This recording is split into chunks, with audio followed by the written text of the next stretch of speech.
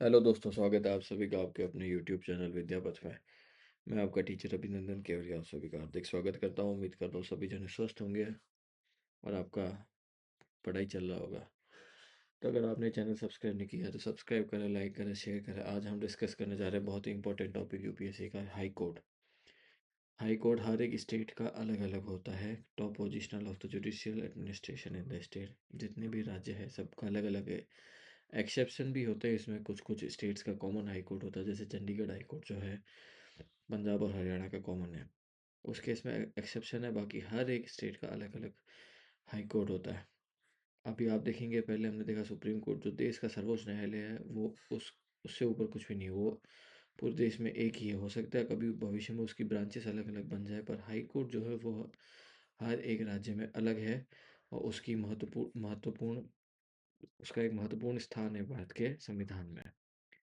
आज हम अब देखने जा रहे हैं कि अपॉइंटमेंट कैसा होता है जजेस का हाई कोर्ट के अंदर, कौन करता है। Like in case of supreme court, appointment जो है वो प्रेसिडेंट से ही होता है। प्रेसिडेंट ही उन्हें अपॉइंट करते हैं with the consultation of the chief justice of India और गवर्नर। अगर वो चीफ जस्टिस बना रहे हैं स्टेट हाई कोर्ट का, तो उस केस में वो प्रेसिडेंट के द्वारा नियुक्त होगा, कंसल्टेशन विद सीजीआई और गवर्नर जो उस राज्य का है। अगर किसी दो राज्यों में एक हाई कोर्ट चल रही है, तो उस केस में उस हाई कोर्ट का जो चीफ जस्टिस बनेगा, उसके कंसल्टेशन के लिए दोनों स्टेट्स के गवर्नर से डिस्कशन किया जाएगा। एग्जाम्पल में मैंने जैसे आपको बताया, पंजाब और हरियाणा था, दोनों के गवर्नर से डिस्कस कंसल्ट किया जाएगा।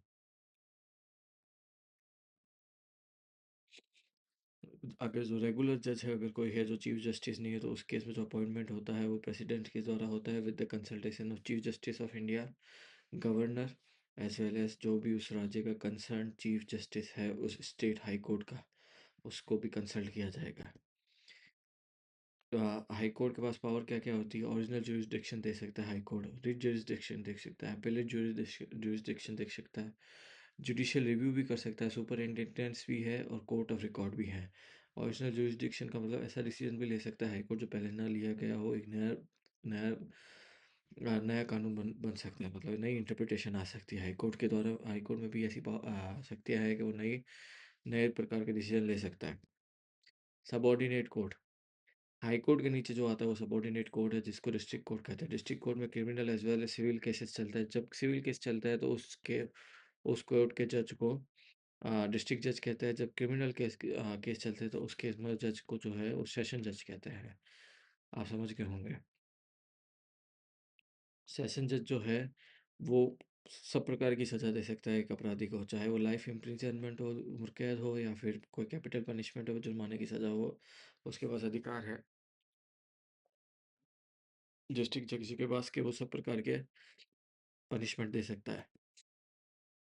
अब इसमें कैसे अपॉइंटमेंट होता है, जो सबऑर्डिनेट कोर्ट्स है उसमें कैसे अपॉइंटमेंट होता है, तो इस केस में जो है अपॉइंटमेंट गवर्नर करता है।